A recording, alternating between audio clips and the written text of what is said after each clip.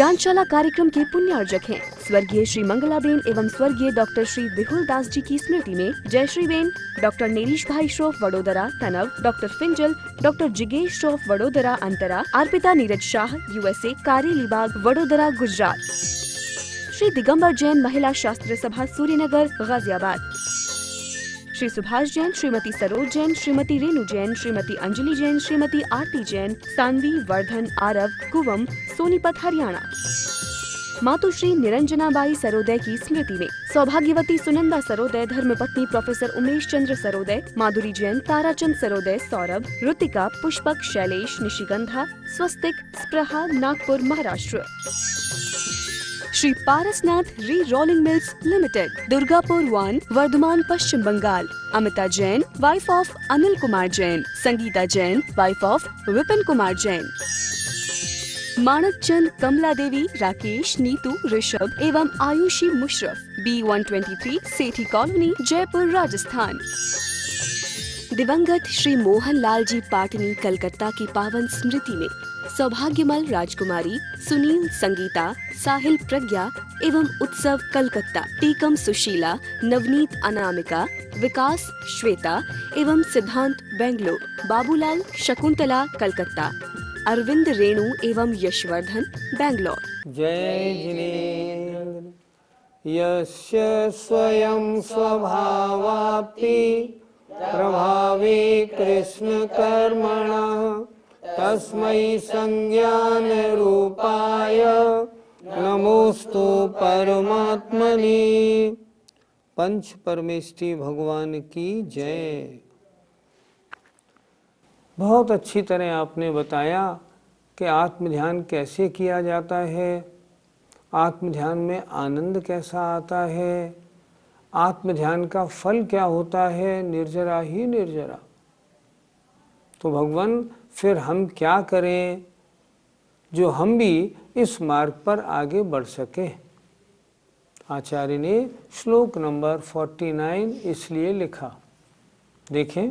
अविद्याभिधुरं ज्योतिः परम ज्ञानमयं महत् तत्प्रष्टव्यं तदिष्टव्यं तद्दृष्टव्यं मुमुक्षुभिः। अविद्याभिधुरम, अज्ञान को नष्ट करने वाली यह ज्योति कैसी है?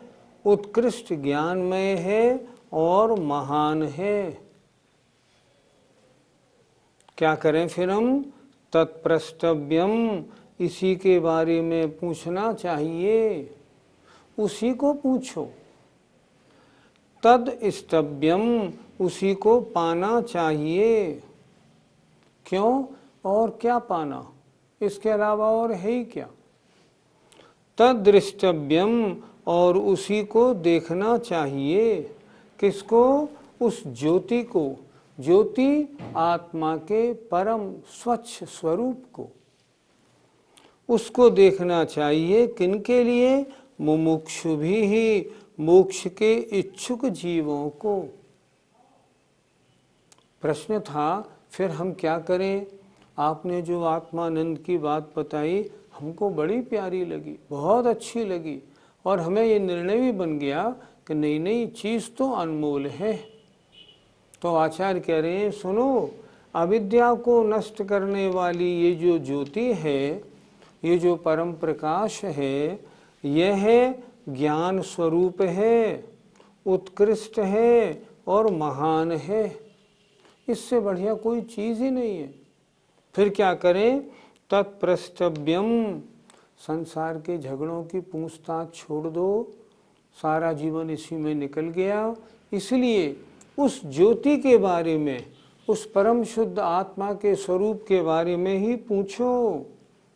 जब भी चर्चा का विषय आए यही पूछो, हम कैसे क्या करें। और तद इष्टव्यम, ये ही इष्ट है, मुझे यही प्राप्त करनी है, ऐसी धारणा बनाओ।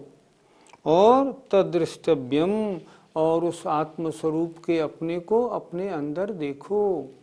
अर्थात पहले पूछो, फिर निर्णय करो और फिर उसकी क्रिया करो। मुमुक्षु भी ही, मोक्ष प्राप्त करने वालों को, मोक्ष चाहने वालों को ऐसा करना चाहिए। फिर देखें एक बार, बहुत अच्छा श्लोक है। अविद्या या अज्ञान को नष्ट करने वाली ये जो ज्योति है, ये उत्कृष्ट है, ज्ञानमय है और महान है। इससे और अच्छी कोई बात ही नहीं। इसलिए जो मोक्ष प्राप्ति की इच्छा रखने वाले जीव हैं, मुमुक्ष भी, उनको चाहिए हमेशा इसी के बारे में पूछें और इसी को प्राप्त करने का मन बनाएं और इसको निरंतर अपने अंतरंग में देखें। मेरी आत्मा का अद्भुत प्रकाश, मेरी शुद्ध आत्मा है कैसी। अगर ऐसा करेंगे तो वास्तव में वे मुमुक्षु हैं, मोक्ष प्राप्ति के इच्छुक हैं, और ऐसा करेंगे तो मोक्ष की प्राप्ति होगी ही। क्यों? मोक्ष मार्ग है ही ये।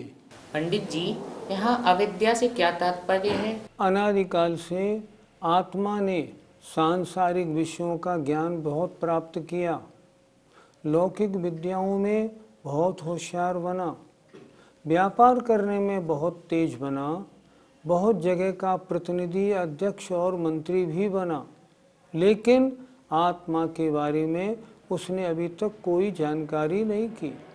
क्यों नहीं की? आत्मा के ऊपर मिथ्यात्व का, कषायों का अंधकार छाया पड़ा है।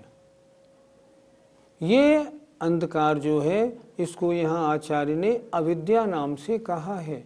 अविद्या माने अज्ञान, अपने स्वरूप की पहचान का अभाव, मुझे क्या करना और क्या नहीं करना ऐसे ज्ञान का अभाव, इसका नाम है अज्ञान। करना चाहिए तो कुछ और करने में लगा है कुछ। अपना काम तो छोड़े बैठा है और दूसरे के कामों में लगा है। दूसरे का मतलब शरीर या परिवार वालों के काम में। अपने लिए 2 मिनट नहीं और परिवार वालों के लिए सारा का सारा दिन।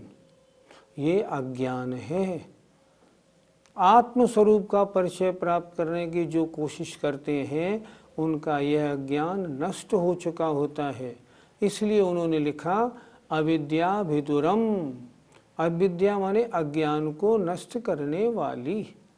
जब आत्मा आत्म स्वरूप चिंतन की ओर अग्रसर होगा, बहिरंग सब जगह से अपने को संकुचित करेगा, मिथ्यात्व, अज्ञान और कषाएं सब दूर हो जाएंगी। पंडित जी, मुमुक्षु किसे कहते हैं? जो मोक्ष प्राप्ति का इच्छुक है, संसार से जिसका मन भर गया है, संसार की रुचि जिसकी समाप्त हो गई है, आत्म कल्याण की ओर जिसकी रुचि अब जागृत हो गई है, सुबह से शाम तक जो निरंतर मेरा कल्याण कैसे हो, आत्मा के साथ लगा कर्मल हटे, मैं शुद्ध पर्याय कैसे बनूं, मुझे सिद्ध अवस्था कैसे मिले, संसार के दुखों का नाश कैसे हो, इस प्रकार जो मोक्ष का इच्छुक होता है, आत्म कल्याण करने का इच्छुक होता है, उसे कहते हैं मुमुक्षु। पंडित जी, मोक्ष प्राप्ति के लिए मुमुक्षु को क्या करना चाहिए? सबसे पहले ये निर्णय करना चाहिए कि मेरा स्वरूप क्या है। शरीर में नहीं, मैं तो आत्मा मात्र हूँ। फिर ये निर्णय करना चाहिए वर्तमान में मेरी आत्मा कैसी है, अशुद्ध है, जबकि स्वभाव से सिद्धों जैसी शुद्ध है। फिर ये निर्णय करे अब मैं इसके लिए क्या करूं। ऐसे जो अपनी आत्मा के बारे में उसका ज्ञान आगे बढ़ेगा, पहले जानेगा, श्रद्धा करेगा और फिर वो उसकी क्रिया में लग जाएगा, निश्चित रूप से उसको मोक्ष मार्ग मिलेगा। अब पंचम काल में मोक्ष तो मिलेगा नहीं, लेकिन मोक्ष मार्ग तो मिल ही जाएगा, जो मोक्ष मार्ग अगले कुछ भवों में मोक्ष की ओर ले जाएगा। जो यहाँ पूज्यपाद स्वामी ने लिखा है, ऐसी ही एक कारिका समयसार कार ने भी लिखी है, कुंद कुंद महाराज ने भी लिखी है। एदम यदो नित्यम संतुष्टो होय नित्य एदम्मि, एदेण होय तित्तो हो हदि तुह उत्तमम सोखम। क्या सुंदर गाथा लिखी है। एदम्य रदोनित्यम, इस आत्मा के परम शुद्ध स्वरूप को जानकर नित्य हमेशा इसी में रत रहो, इसी में लगे रहो, सांसारिक झगड़ों में मत फंसो। सब कर्म बंध के पाप के कारण है। संतुष्टो होए नित्य एदम्मी, और जब इस आत्मा के शुद्ध स्वरूप का आनंद आने लगे तब अपने में संतुष्टि अनुभव करो। आज तो बहुत आनंद आया। एदेन होए तित्तो, और जब ऐसा आनंद मिलने लगे तृप्ति का अनुभव करो। मेरी ये पर्याय, मेरी ये मनुष्य पर्याय, मेरी ये मुनि अवस्था, आज मैं तृप्त हो गया। जो पाना चाह रहा था वो मुझे मिल गया। हो हदि तु उत्तमम सुखम, अगर तू ऐसा करेगा ना तो तुझे परम सुख की प्राप्ति होगी। आचार्य यहाँ भी वही गाथा लिख रहे हैं और वहाँ कुंद महाराज भी क्या बढ़िया कह रहे हैं। पंडित जी, जो ऐसा ध्यान ना लगा सके उसे क्या कहा जाए? आत्मा के बारे में जब भी चर्चा होती है, समय सार जी की गाथाएं सब पटल पे घूमने लगती हैं, क्योंकि आत्मा के बारे में जो समय सार में कथन है अन्य किसी ग्रंथ में नहीं पाया जाता। शुद्ध आत्मा का सार माने स्वरूप जिसमें कहा गया हो उसका नाम समय सार है। कितनी सुंदर एक गाथा आपके प्रश्न के उत्तर में लिखी है उन्होंने। परमाणु मित्यम पीहु रायादीर्णम तु विज्यदे जस्स लविसो जानदि अप्पाणयम तु सौवागम धरोवि। उन्होंने लिखा है, यदि तेरे में परमाणु मात्र भी राग अभिशेष है, परमाणु मित्यम पीहु रागादीर्णम तु विज्यदे जस्स, जिसके मौजूद है, अभी तक जिसके परिणामों में राग द्वेष रूप विकल्प निरंतर जागृत हैं, आ रहे हैं, चल रहे हैं। नविसो जानदि अप्पाणयम, वह अपने आत्मा को नहीं जानता, चाहे वो सव्वागम धरो भी, सारे आगम का पंडित क्यों नहीं हो। पंडित होना और बात है और उस आनंद रूप परिणमन करना और बात है। अभव्य भी 11 अंग का पाठी होता है, 11 अंग तक अभव्य जा सकता है, लेकिन क्या उसको आत्मानंद होता है? कभी नहीं होता। क्यों? योग्यता ही नहीं है। मिथ्या दृष्टि को भी 11 अंग 10 पूर्व तक का ज्ञान आचार्यों ने कहा है, लेकिन अभी दृष्टि सही नहीं है। ज्ञान की वो कीमत नहीं है जो चारित्र की आचरण की कीमत है। आचार्यों ने लिखा है, ज्ञान कम होगा तो भी चल जाएगा, लेकिन आचरण राग द्वेष रूप परिणमन को छोड़कर आत्मा को देखने में अपने आप को लगा देना, कीमत तो इसकी है।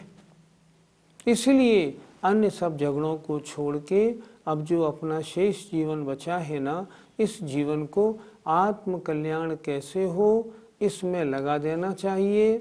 इसी की बात पूछनी चाहिए, इसी को पढ़ना चाहिए, सोचना चाहिए और इसके अनुसार हमें अपनी प्रवृत्ति करना चाहिए। अगर हम करेंगे इस पर्याय में भी सुख होगा और अगली पर्यायों में भी सुख होगा। शिष्य कहता है, भगवान सारे शास्त्रों का सार क्या है ये मुझे थोड़े में बता दीजिए।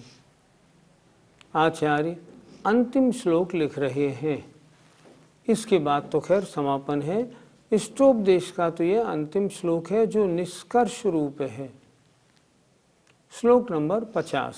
जीवोऽन्य पुद्गलश्चान्य इत्यसौ तत्व संग्रह यदन्यदुच्यते किंचित सोस्तु तस्यैव विस्तरः।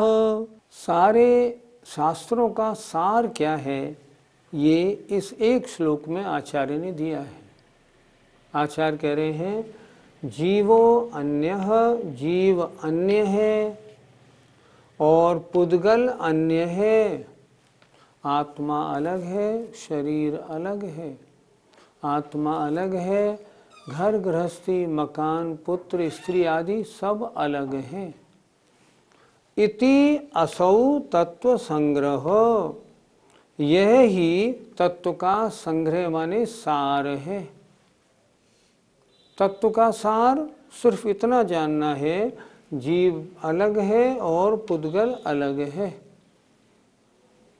यत अन्यत उच्यते किंचित, इसके अतिरिक्त जो कुछ भी कहा गया है, यत अन्यत इसके अतिरिक्त जो कुछ भी कहा गया है, स माने वह, तस्यैव उसी का विस्तार है। शास्त्रों में इतनी इतनी सारी बातें कह दी। मान लो समय सार जी में 400 से ज़्यादा गाथाएं लिख दी। सार क्या है? सार ये है, जीव अलग है, पुद्गल अलग है, इसको पहचानो। तो ये 400 इतनी गाथाओं में क्या लिखा?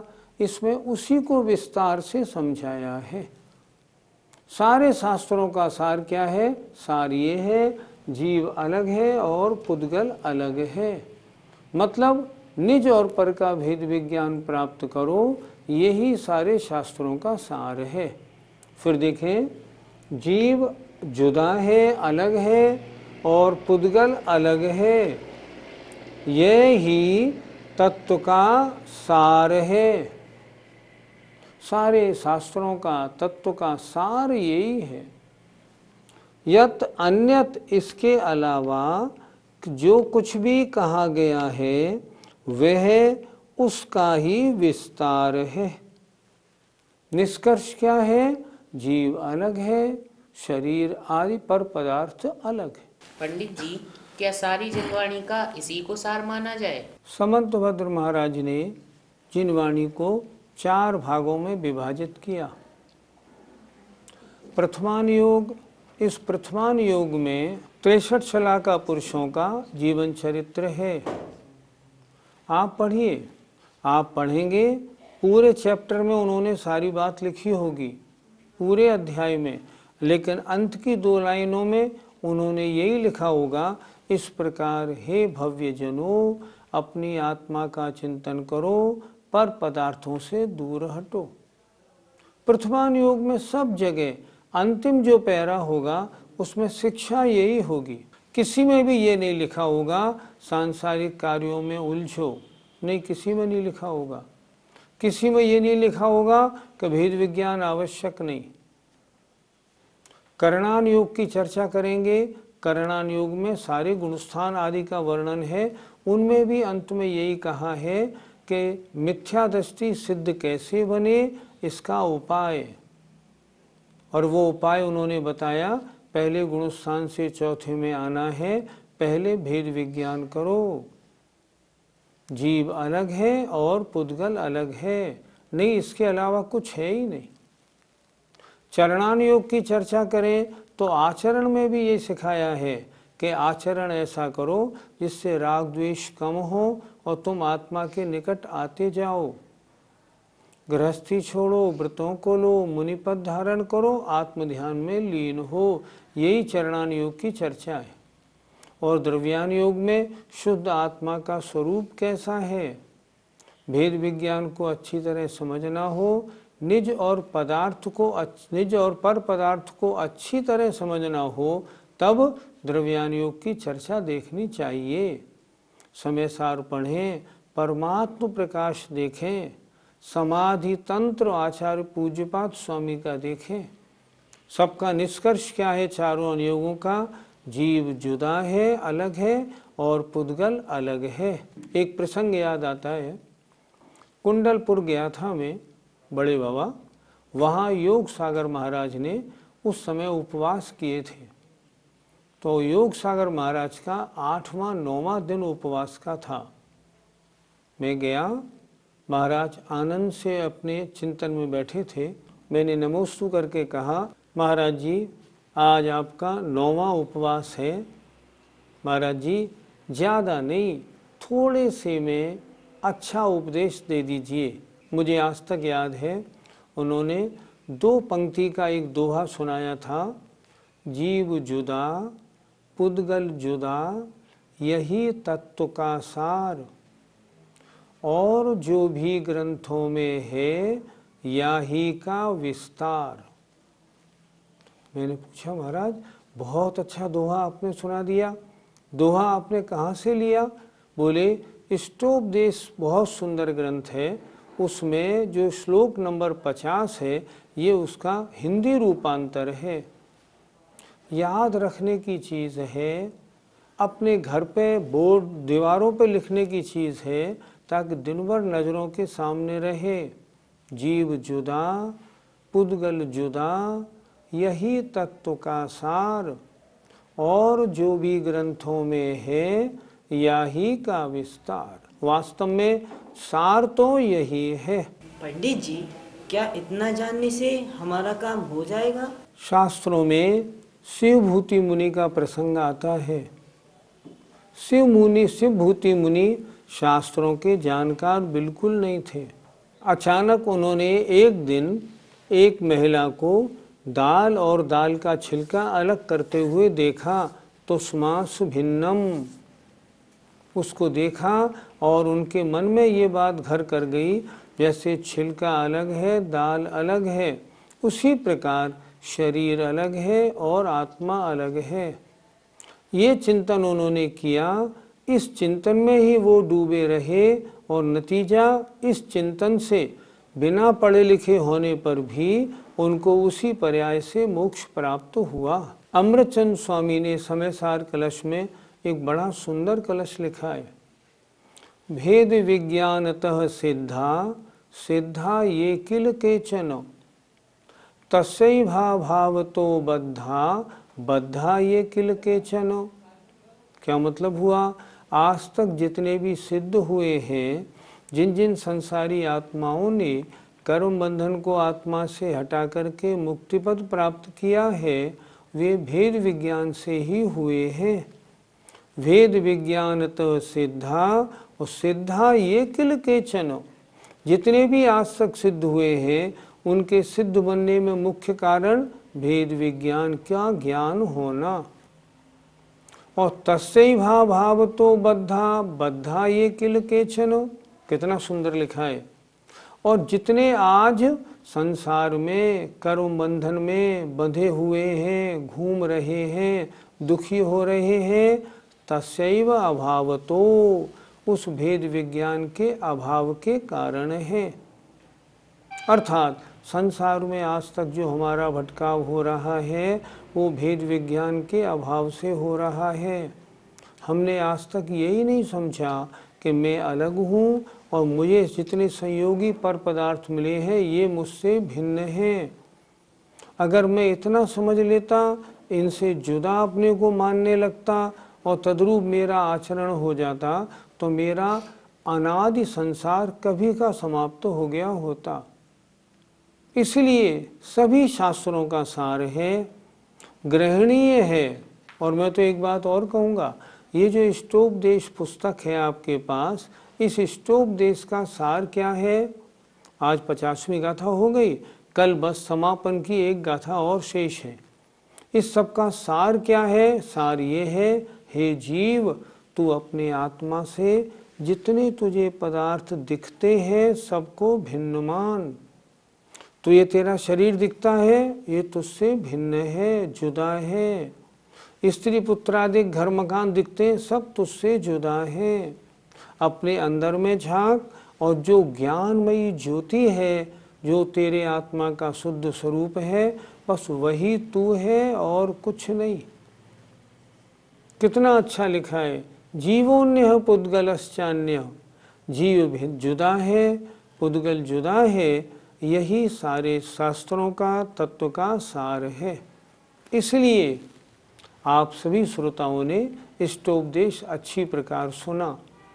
मेरा आपसे नम्र निवेदन है, इसको याद करना और याद करके इनकी कारिकाओं की जुगाली करना।